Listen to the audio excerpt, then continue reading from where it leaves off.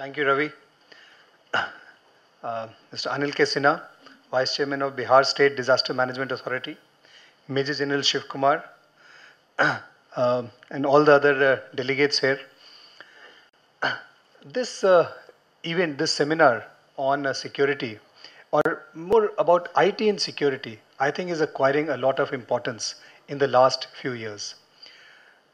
We are all realizing that security is becoming a very key issue for our country. We do have a lot of threats, both man-made and natural. But IT and the role which IT can play is increasingly becoming very critical. And how IT can be used. And I will just talk of a few examples where NISG, the National Institute for Smart Government, has been involved, and how we are trying to help various government departments in bringing about technology-based, ICT-based intervention to improve the security apparatus in the country.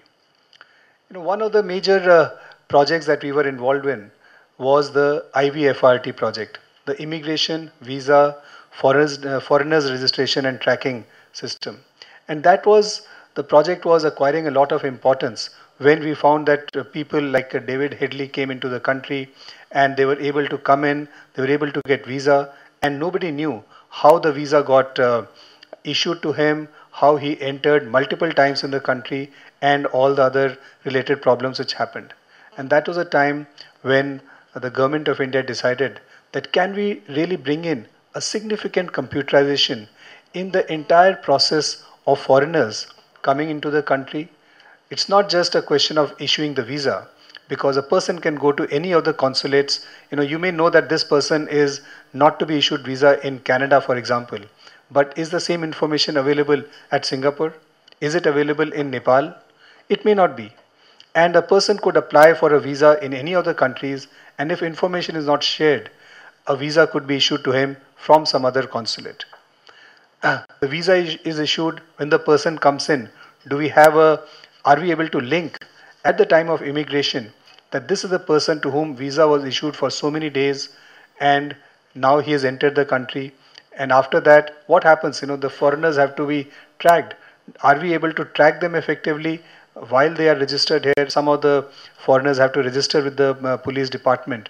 So the entire process of immigration, visa, foreigners registration and tracking was felt that there is so much of isolated pieces of information available at various points,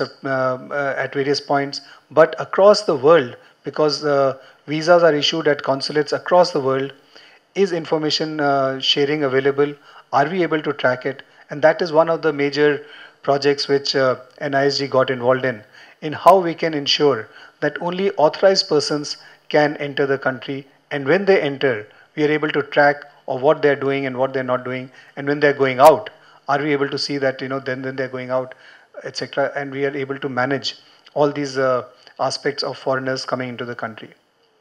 I want to talk of one more uh, related issue which came up, and this was in Ministry of Home Affairs.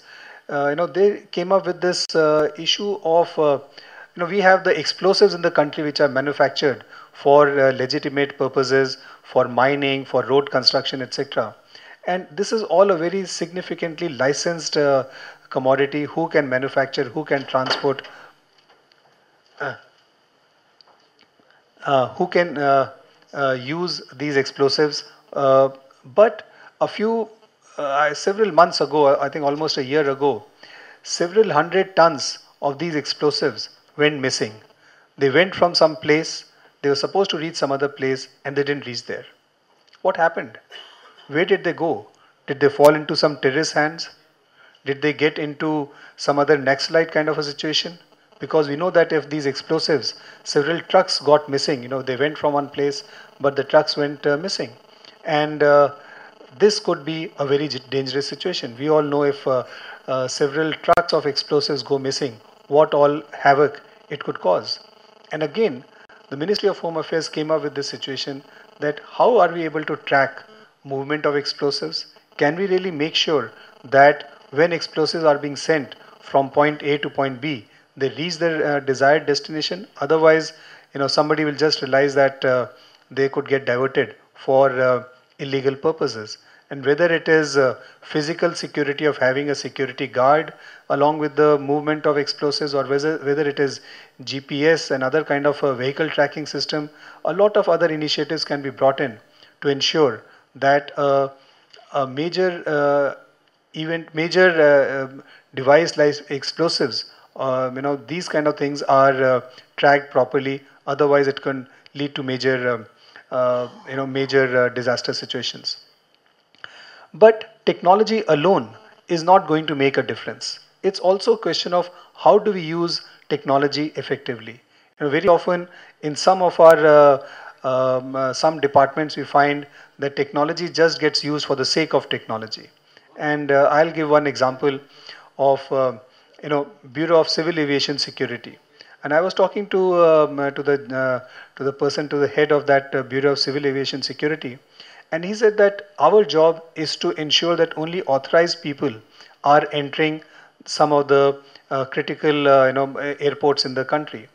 And they came out with a very major smart card kind of a solution where everybody has got their biometrics and they've got all kinds of information about the person written on that card on the smart chip and given to each person. So they said, look, we spent a lot of money in collecting all this data and giving everybody a smart card which has all kinds of information about that person. Of course, it also has a photograph. But when the person enters the building or a secure place, what happens? The security guard just looks at the card, looks at it photograph, and says, okay, you can pass in. So all you're doing with all that smart card is, if you're not utilizing that information, that person said that, look, if you're just going to use the security person seeing the photograph and deciding whether you can go in or not, why did you need all this smart card? We could have just used an ordinary card, put your photograph and say you are the authorized person. So having all this biometric information and information about all kinds of things, if you're not using it in the right manner, it doesn't achieve any higher level of security, because it just depends on the guard looking at your photograph and saying, yes, you're allowed to enter or you're not allowed to enter. So I think the point which I wanted to make is that security is a very key issue in the country, and we all realize that IT can make a big difference. Whether security is needed in our defense areas, and there is a lot of security needed there, whether it is in the policing areas, whether it is in the paramilitary forces, whether it is in the immigration process, or all kinds of areas where security can become a very important aspect. And this is, we are talking of physical security.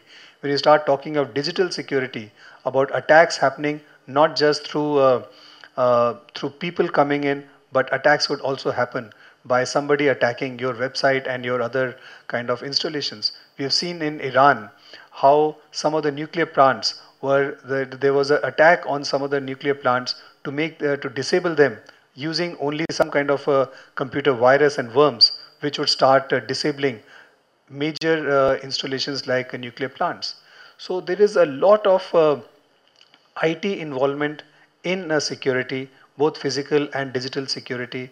And I think discussions like this, panels like this, forums like this have to really bring out the need for IT intervention in security aspects, and what are the challenges which you're facing, and how do we go about uh, ensuring that the right kind of technology is achieving the right kind of environment that we are looking for. NISG, as one of the premier organizations in bringing about e-governance activities in the country, is involved in a lot of projects. We have been involved in the CCTNS project. We are very closely working with NatGrid and doing a lot of work with them.